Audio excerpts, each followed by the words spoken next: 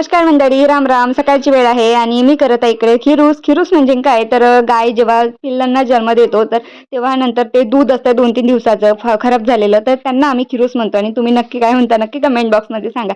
आणि इकडे पास्ता केला मी आणि खूप म्हणजे मुलं 2-3 दिवस झाले पास्ता पास्ता करत होते तर म्हणून केलं. आणि त्यानंतर सायंकाळच्या वेळेला निवांत चाय पीत बसली होती. घरात एक असा कोणता तरी कोपरा असतो की तिथे बसून आपल्याला खूप वेगळाच आनंद होते.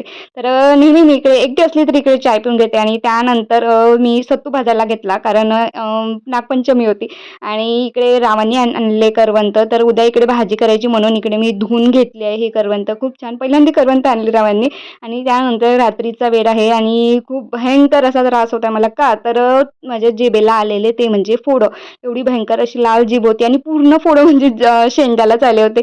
आणि एवढं पुढे येऊन तू बोलत का एवढी क्लिअर आहे, तर हा 2 दिवसाच्या आधीचा व्हिडिओ आहे. त्याच कारणाने माझे 2 दिवस झाले मिनी व्लॉग काही येत नव्हते. अतिशय भयंकर एवढं कसं तरी होत होतं ना की 2 दिवस मला बोलणं सुद्धा झालेलं नाही.